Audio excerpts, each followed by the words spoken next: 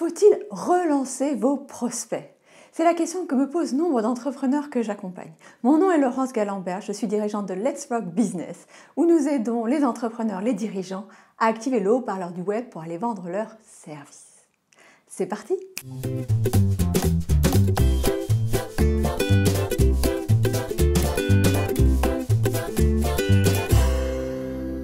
Faut-il relancer? Alors très souvent, quand vous entendez ce mot, vous avez envie de vous rouler sous la couette. Vous avez le sentiment de vous transformer en marchand de tapis ou de forcer la vente et vous hésitez très fortement à vous mettre dans cette position de relance.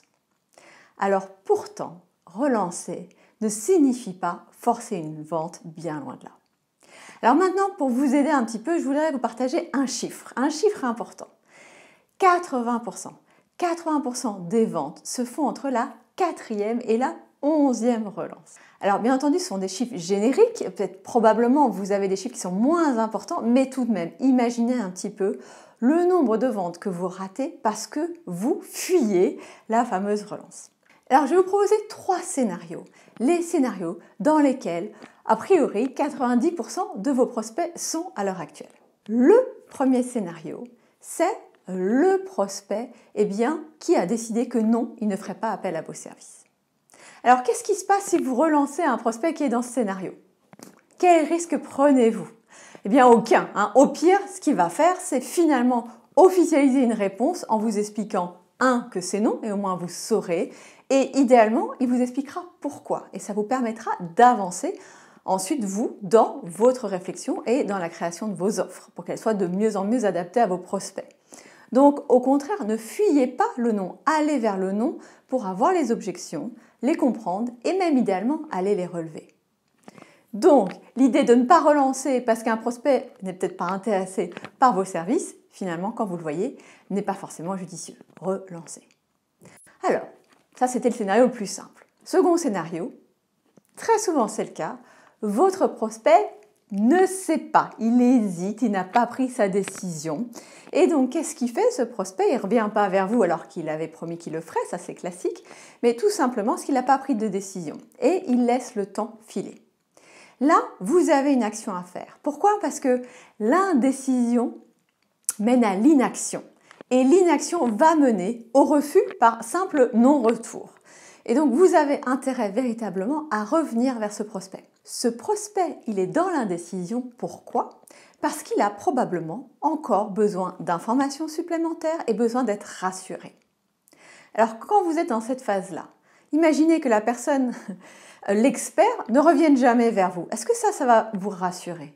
Non. Donc, votre job dans ces cas-là, c'est justement d'aller le relancer en lui proposant éventuellement un rendez-vous pour répondre à ses dernières questions, en lui apportant du contenu supplémentaire pour venir nourrir sa réflexion. Bref, ne le laissez pas dans les limbes. Et enfin, le troisième cas, ça, c'est aussi assez fréquent. C'est le prospect qui finalement a décidé qu'il allait faire appel à vos services. Il est OK avec ça, mais il se laisse totalement déborder par son quotidien. Vous reconnaissez, vous avez probablement une to-do list infinie. Eh bien, surprise ou surprise, vos prospects aussi. Alors, je vais vous donner un exemple. D'un cas, moi, où je voulais faire le parquet dans mon bureau et j'avais trouvé un prestataire. À ce moment-là, pour moi, voilà, j'avais le temps, j'ai lancé la machine et puis j'ai vu le prestataire, c'est très bien. Et il y a d'autres urgences qui sont venues sur ma table et je n'ai pas relancé, je n'ai pas répondu à l'offre pour ce parquet. Puis, le temps est passé. Cet expert ne m'a jamais relancé, ne m'a jamais demandé de nouvelles, n'est jamais revenu vers moi. Il m'a laissé le temps de filer. 6 mois plus tard, je me suis réveillée, j'avais plus les coordonnées de cet expert et j'ai trouvé quelqu'un d'autre. Voilà pourquoi je vous invite à relancer également les personnes qui sont tout simplement débordées, comme vous très souvent. Alors vous voyez, il y a 3 cas et dans les 3 cas, cela vaut le coup de relancer. Maintenant, tout dépend de la façon dont vous le faites. Donc la question n'est pas est-ce que je dois relancer, mais comment? Et ce que je vous offre, c'est des scripts de prospection, de relance, 2-3 exemples. Vous allez pouvoir les télécharger là directement et vous en inspirer, les mettre à votre propre sauce, bien entendu. vous verrez qu'à aucun moment on est dans une vente forcée. On est plus dans une démarche de prendre des nouvelles de la personne, de lui poser des questions et de lui proposer du contenu supplémentaire pour le nourrir. Ni plus, ni moins. Sur ce, cher Business Rockstar, je vous souhaite de très belles aventures.